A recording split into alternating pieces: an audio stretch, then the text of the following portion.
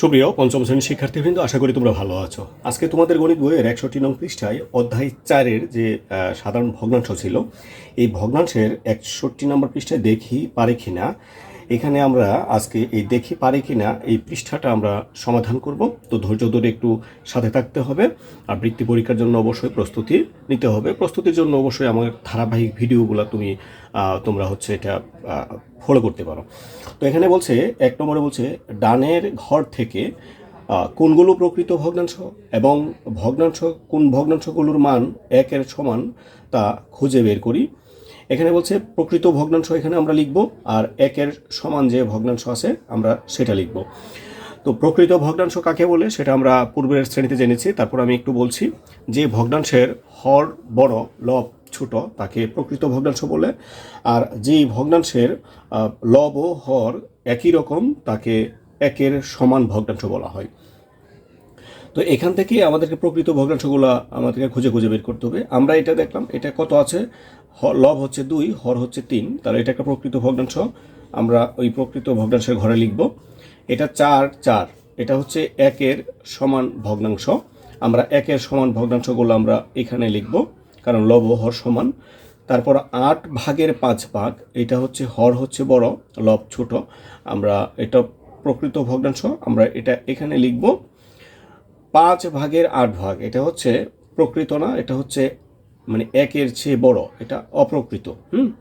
এটা অপ্রকৃত, মানে এটা হচ্ছে লব বড়, হর ছোট, এটাকে আমরা অপ্রকৃত বলে আমরা এটাকে চিহ্নিত করি। এটা 9/3, তার মানে এটা হচ্ছে হর হচ্ছে বড়, লব ছোট, তাহলে আমরা এখানে এটা লিখতে পারি, এটা হচ্ছে প্রকৃত ভগ্নাংশ। 12/13, 12 হচ্ছে ছোট, মানে হর ছোট, লব বড়, সেটা অপ্রকৃত, সেটা এখানে আসবে না। তো এখানে আমরা 1-এর সমান যদি লিখি, 1/1 মানে লব হর সমান, এটার মান হবে একই রকম, 76/76, লব হর সমান, সেটাও 1-এর সমান ভগ্নাংশ। এটা হচ্ছে একটা প্রকৃত ভগ্নাংশ, আর এটা হচ্ছে প্রকৃত, এটাও আবার সমান। তাহলে আমরা এইভাবে এটা লিখতে পারি, তাই না? তো আমাদের 1 নম্বর মোটামুটি ওইরকম ছিল। আমরা 2 নম্বর যদি দেখি, 2 নম্বরে এখানে বলছে শ্রেণী কক্ষের মোট শিক্ষার্থীর তুলনায় ছাত্র এবং ছাত্রীদের সংখ্যাকে ভগ্নাংশে প্রকাশ করি এবং প্রাপ্ত ভগ্নাংশ দুইটি লঘিষ্ঠ আকারে প্রকাশ করি। তো এখানে কি বলছে, শ্রেণীকক্ষের মোট শিক্ষার্থীর তুলনায় ছাত্রছাত্রীদের ভগ্নাংশকে সংখ্যাকে আমরা ভগ্নাংশ প্রকাশ করব, আর প্রাপ্ত যে ভগ্নাংশ হবে সেটাকে আমরা লঘিষ্ঠ আকারে প্রকাশ করব। এখন এটা আমি যেটা করছি সেটা আমার মতো করে করছি। আমি যে ক্লাস আমার এখানে আছে, আমার ক্লাসে হচ্ছে পঞ্চম শ্রেণীতে মোট হচ্ছে 46 জন, এর মধ্যে হচ্ছে 21 জন হচ্ছে 18 জন হচ্ছে শিক্ষক, মানে ছাত্র। তাহলে এই 18 হচ্ছে ছাত্র, এই 46 জনের মধ্যে 18 জন হচ্ছে ছাত্র। এটা আমারটা লিখলাম, আর তোমরা যখন করবা তোমাদের ক্লাসে যেটা আছে তোমরা সেটা নিয়ে করবা। তো এটা ছাত্রের ভগ্নাংশ হচ্ছে এটা, আর ছাত্রীর ভগ্নাংশ হচ্ছে 46 জনের মধ্যে 28 জন হচ্ছে ছাত্রী। তো এটা হচ্ছে ছাত্রীর তুলনার ভগ্নাংশ, আর এটা হচ্ছে ছাত্র ভগ্নাংশ।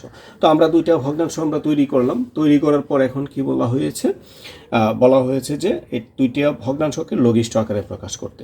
তো আমরা লঘিষ্ঠ আকারে প্রকাশ করি, এটাকে আমরা 2 দ্বারা যদি 2 দ্বারা ভাগ করি তাহলে এখানে 9 হবে, এটাকে 2 দ্বারা ভাগ করলে হবে 23। আমরা জানি 23 একটি মৌলিক সংখ্যা। এই মৌলিক সংখ্যা দিয়ে যদি ওইটাকে সরাসরি ভাগ করা না যায় তাহলে আর লঘিষ্ঠ আকারে প্রকাশ করা যাবে না, আমাদেরকে এটাই রাখতে হবে। তো এটার লঘিষ্ঠ রূপ হচ্ছে এটা। এবার আমরা এখানে আসি, এটাকে যদি আমরা 2 দ্বারা ভাগ করি তাহলে হবে 14 দুগুণে হবে 28, 2 দ্বারা ভাগ করলে হবে 23। এবার এখানে একটা মৌলিক সংখ্যা আসছে, ওইটা দিয়ে কিন্তু কখনোই ওইটাকে ভাগ করা যায় না, তাহলে এটা কত হবে, 23 ভাগের হবে 14 ভাগ। তো এইভাবে আমরা এটা তোমাদের ক্লাসের পরিমাণ নিয়ে, অনুপাত নিয়ে তোমরা এগুলা তৈরি করবা। তো আমাদের এখানে 3 নম্বর যেটি আছে সেটি খুবই গুরুত্বপূর্ণ তোমাদের জন্য, আমাদের জন্য, সকলের জন্য, যারা আমরা ভগ্নাংশ নিয়ে পড়ালেখা করি সবার জন্যই। কারণ এখানে হচ্ছে ভগ্নাংশ দেওয়া আছে, এই ভগ্নাংশের একটি সমতুল ভগ্নাংশ নির্ণয় করতে হবে এবং খালি ঘর আছে, তাই না? তো এই খালি ঘরের জন্য আমি দুইটা জিনিস বলতেছি, মানে দুইটা সূত্র বলতেছি। এই সূত্রগুলো যদি মনে রাখো, এই পৃথিবীতে যত ধরনের ভগ্নাংশের খালি ঘর থাকবে সবগুলাই পূরণ করতে পারবা। তো এই আগে আমার ইয়েগুলো শুনো। তো সূত্রগুলো হচ্ছে, যদি ভগ্নাংশ থাকে এবং ভগ্নাংশের মধ্যে খালি ঘর থাকে, আমি যাব সমান চিহ্নের যে পাশে খালি ঘর থাকবে আমি ঠিক এর বিপরীত পাশে যাব। তো খালি ঘর আছে কোথায়? খালি ঘর আছে লবের মধ্যে। আমি এখন হরের দিকে যাব। তো হরের দিকে এটা কত আছে? 28, এবং আরেকটি যেটি থাকবে সেটি আমি তুলনা করব, যেটা কি বড়র দিকে খালি ঘর নাকি ছোটর দিকে খালি ঘর। তো যদি বড়র দিকে খালি ঘর হয় তাহলে একটা নিয়মে আমরা করব, আর যদি ছোটর দিকে খালি ঘর হয় তাহলে আর একটা নিয়মে আমরা করব। একই নিয়মে কিন্তু দুইটা হচ্ছে না। তো বড়র দিকে যদি খালি ঘর থাকে তাহলে আমাদের কোন নিয়মটা মানতে হবে, এবং ছোটোর দিকে খালি ঘর থাকলে কোন নিয়মটা মানতে হবে, আমি সেটাই বলছি। সেটাই তোমরা একটু মনোযোগ সহকারে শোনো। যদি মনে না থাকে খাতা কলম নাও, নিয়ে এটা লিখে ফেলো। তো বড়র দিকে যদি খালি ঘর থাকে প্রথমে ভাগ করব আমরা, তারপর পরবর্তীতে আবার গুণ করে ফেলবো। যদি বড়র দিকে খালি ঘর থাকে, আমি কি বলছি আমি আবারও রিপিট করছি, আমি 2-3 বার রিপিট করব কথাগুলো। যদি বড়র দিকে খালি ঘর থাকে তাহলে আমরা এটাকে প্রথমে ভাগ করব, তারপর যে ফল পাবো এই ফল দিয়ে গুণ করে ফেলবো। আর যদি ছোটর দিকে খালি ঘর থাকে তাহলে আমরা প্রথমে ভাগ করব, পরে আবারও ভাগ করব, 2বার ভাগ হবে। আমি যদি এই টোটাল দুইটা কথাকে আমি একটি কথায় রূপান্তর করি, যদি বড়র দিকে খালি ঘর থাকে প্রথমে ভাগ তারপর গুণ করতে হবে, মানে একবার ভাগ একবার গুণ, আর ছোটোর দিকে খালি ঘর থাকলে 2বারই ভাগ করতে হবে। তো চলো আমরা এখানে এই খালি ঘরটা পূরণ করি। আমরা এখানে দেখেছিলাম এটা বড়র দিকে খালি ঘর আছে। তো বড়র দিকে খালি ঘর থাকলে প্রথমে ভাগ করতে হবে, পরে আবার ভাগ করতে হবে। তো আমরা ভাগ করব কোনটা দিয়ে কোনটাকে ভাগ করব? আমরা কি কখনো বড়টা দিয়ে ছোটটাকে ভাগ করেছি? আমরা করি নাই। আমরা এই পর্যন্ত ছোটটা দিয়েই ছোটটাকে ভাজক বানিয়েছি, বড়টাকে আমরা ভাজ্য বানিয়েছি। তো আমরা এখন এই 7 ধারা এটাকে ভাগ করব। তাহলে ফলটা কত হচ্ছে? 7 ধারা যদি আমরা মানে 28কে ভাগ করি, যদি এখানে ভাগ করতে তোমাদের সমস্যা হয় তোমরা আলাদা জায়গায় করে নিয়ে আসবে। আমরা নামাতা পড়ছি, নামাতা পড়ার পরে আমরা এটা ভাগ করতে পারবো। 7 একে 7, 7 দুগুণ হচ্ছে 14, 3 7 21, 4 7 হচ্ছে 28। তার মানে 7 ধারা যখন আমরা 28কে ভাগ করব ফলটা হবে কত? 4। এবার আমরা 4 দ্বারা এটাকে গুণ করলে 3 4 হবে 12। আমি এই গুণ ফলটা বসাবো, কারণ আমার সূত্রটা ছিল এরকম, যদি বড়র দিকে খালি ঘর থাকে প্রথমে ভাগ করতে হবে, তারপর যে ভাগফলটা হবে এটা খালি ঘরে যে পাশে থাকবে ওই পাশে গিয়ে আমরা এটাকে গুণ করে ফেলবো। তো আমরা আবার এখানে দেখি খালি ঘর আছে উপরে, আমরা নিচের দিকে আসি, মানে লবের দিকে খালি ঘর আছে, আমরা হরের দিকে আসলাম। হরে কত আছে? এটা 36, আর এটা কত আছে? 4। তাহলে এখন আমরা কি করব? বড়র দিকে যেহেতু খালি ঘর, তাহলে আমরা ভাগ করব। তো 4 দ্বারা আমরা 36কে ভাগ করি, 4 নং হচ্ছে 36। ফলটা কত হচ্ছে? ফলটা হচ্ছে 9। এবার আমরা 9 দ্বারা এটাকে গুণ করব, 3 নং হচ্ছে 27। আমরা পরবর্তী যে দুটি খালি ঘর আছে আমরা দেখি দুইটাকে একই রকম কিনা।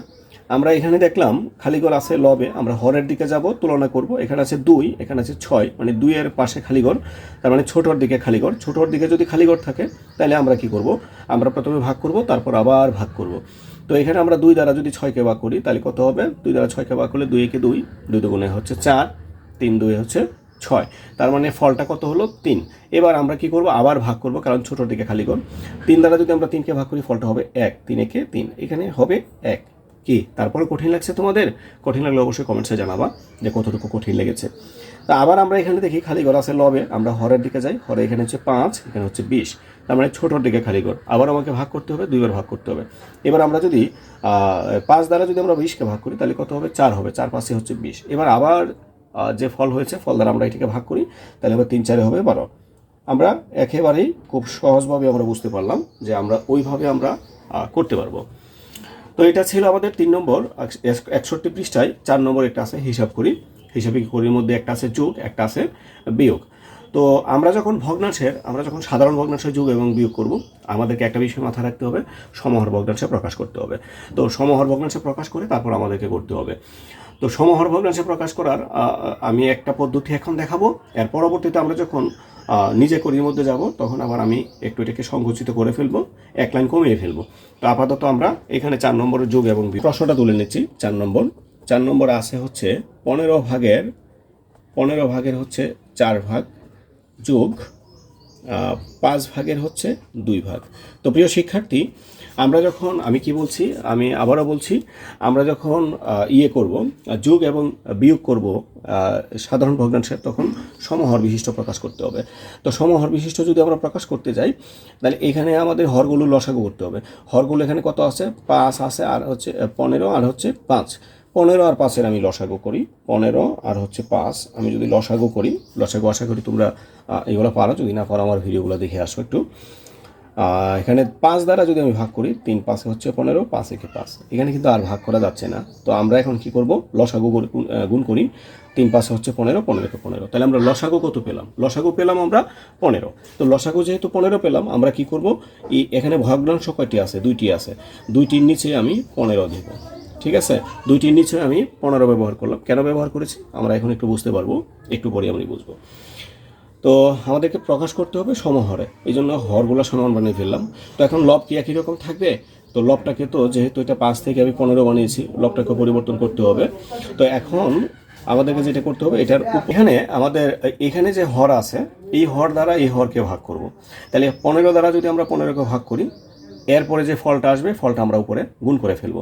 তো 15 দ্বারা 15কে ভাগ করলে ফলটা হবে কত? 1। এবার আমরা এই যে ফলটা হয়েছে, ফলটা আমরা এই লবের সাথে গুণ করব, 4 একে 4। এবার আমরা এই হর দ্বারা এই হরকে ভাগ করব। 5 দ্বারা যদি আমরা 15কে ভাগ করি, তাহলে ফলটা হবে কত? 3 5 15, 3 দ্বারা আমরা ঠিক গুণ করবো, 3 দ্বিগুণে হচ্ছে 6। এবার আমরা দেখলাম কি সমহর বিশিষ্ট ভগ্নাংশে প্রকাশ হয়েছে।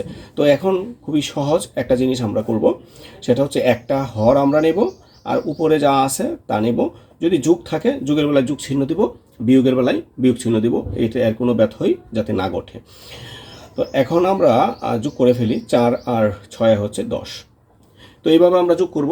যোগ করার পর আমাদেরকে যেটা করতে হবে, যে এটা কি মানে লঘিষ্ঠ আকারে প্রকাশ করা যায় কিনা আমরা দেখব। তো এখানে আমরা দেখতে পেলাম এটা কত আছে? 10, এটা আছে হচ্ছে 15। আমরা 5 দ্বারা কিন্তু 2টাকে ভাগ করতে পারি। এটাকে যদি আমরা 5 দ্বারা ভাগ দিই, ফলটা হবে 2। এটাকে 5 দ্বারা ভাগ করলে ফলটা হবে 3। তো আর লঘিষ্ঠ আকারে প্রকাশ করা যাচ্ছে না, যতটুকু আছে ততটুকুই, নিচে 2, উপরে হচ্ছে 3, মানে হর হচ্ছে 3 আর লব হচ্ছে 2। তো এইটুকু লঘিষ্ঠ আকারে প্রকাশ করার পর আমাদেরকে যেটা খেয়াল রাখতে হবে, যে এটা কি মানে প্রকৃত নাকি অপ্রকৃত। যদি অপ্রকৃত হয় তাহলে মিশ্রে কনভার্ট করতে হবে, যদি প্রকৃত হয় এটাকে আমি উত্তর রেখে দেব। এখানে 3 ভাগের হচ্ছে 2 ভাগ, এটা প্রকৃত, তাহলে উত্তর হচ্ছে আমাদের এটুকুই। এটা ছিল আমাদের 4 নম্বর।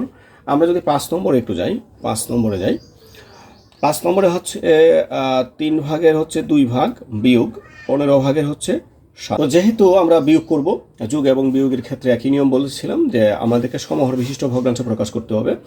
তাহলে সমহর বিশিষ্ট ভগ্নাংশ প্রকাশ করতে গেলে আমাদের এখানে কত কত আছে? আমাদের এখানে 3 আর হচ্ছে 15, এই দুইটা লসাগু হবে কিন্তু 15। তোমরা লসাগুটা করে নিতে পারো। আমরা কি করব? এই লসাগুটা আমরা এখানে বসাবো, এখানে যে চিহ্ন থাকবে প্রক্রিয়া চিহ্ন, আমরা সেটা দেব লসাগু 15। তো এখন আমাদেরকে কি করতে হবে? আগের নিয়মেই আমরা এটা লব দ্বারা হর দ্বারা এটা হরকে আমরা ভাগ করব। 3 দ্বারা যদি আমরা 15কে ভাগ করি, ফলটা হবে 5। 5 দ্বারা যদি 2কে গুণ করি, 5 দ্বিগুণে হবে 10। 15 দ্বারা 15কে ভাগ করলে 1, 7 একে হবে 7।